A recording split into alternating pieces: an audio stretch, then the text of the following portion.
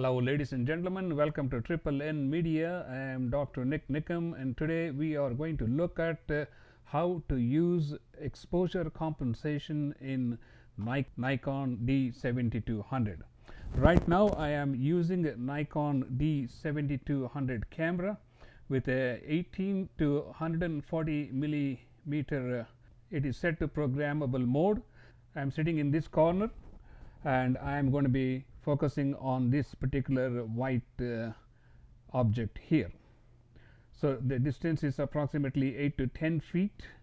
I'm not using any flash, and here, as we can see, it was shot at 1/30th of a second at 18 millimeters with an ISO of 2000 using Nikon D7200, 18 to 140 millimeter at f3.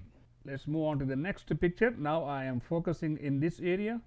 Again, it is shot with an exposure of 1/160th of a second at f5.6 and a ISO of 25,600. As you saw in the previous picture here, there is no light.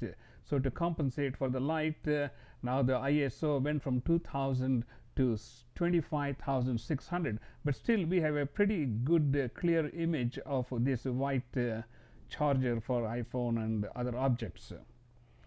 Okay, at this time I changed the exposure compensation from 0 to 1.0. You do that by pressing on the plus minus button, which is right next to the click button, and then turn the back dial so that you can bring the exposure compensation to 1. Now here's the result by changing the exposure compensation to 1. This was the previous one, and here's the one with the exposure compensation 1, and again this is shot at 1/60th of a second at f5.6. now it is zoomed to 140 millimeters and still an ISO of 25,600 and no flash. Let us see what happens when we increase the exposure compensation to 2.0, and here is the result. Now you can see this image is much brighter, still sharper, and now we have an exposure at 1/40th of a second, again f5.6, zoomed to 140 millimeters, and no flash was used. So this is one way to change the exposure by increasing the exposure compensation, and if it's too bright you can go into -1 or -2 to get the best optimal result. You can increase the exposure compensation starting from 0 to 0.3, 0.7 and 1 and so on, and in the same way you can decrease it by 0.3. In this particular example, as you could see, there was no light in the focus point. Now let's look at a different scenario. Now I am turning to the other side of the room where I have little boxes piled up here on top of the file cabinet. I am sitting at the same position, and the camera is directed towards this side. Now the room is lit with LED light which is 5,000 kelvins. So this is like daylight. Now this is the image I get when it is when the lens is at 18 millimeters. It was set to programmable mode, and it was shot at 1/30th of a second with f3.5, and the ISO was 1400. Of course we didn't use the flash.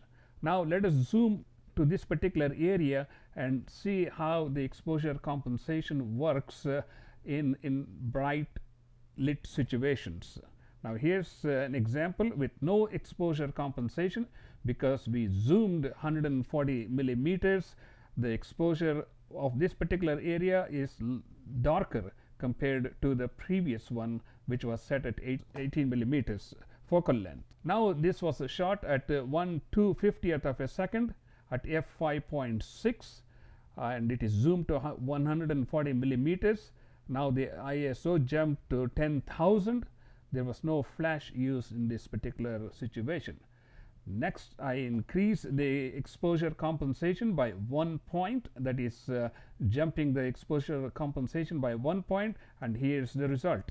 Now you can see this image is much better compared to the one without any exposure compensation added. If the images are consistently darker, then you may leave the exposure compensation at +1 or +1.5 or +2, depending upon the circumstances. Especially if you are in a museum or in dark areas, you want to get a better picture, then you could leave the exposure compensation +1 or +2. However, if you change the location, you need to remember to bring down the exposure compensation to 0 so that it will be normal when you are shooting under normal circumstances. So getting back to now, this was the image with no exposure compensation.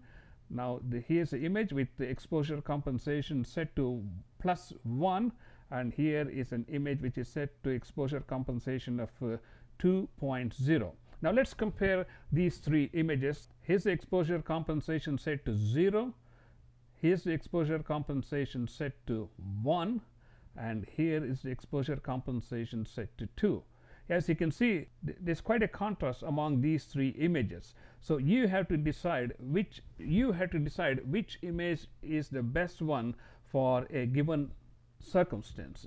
So if the exposure compensation work 0 is darker, then you can go to 1, and if it goes to 2, if 2 is brighter, then you may want to settle down for 1. In this way, you can minimize the changes that you had to do post-production by taking the right picture while you're taking pictures and delete the ones you don't like, which may be a simpler step than to go through each and every picture in Lightroom or Photoshop to change the exposure compensation. I hope this has been useful to you, and please do subscribe to our YouTube channel, and please leave your comments below. Thank you so much for watching this.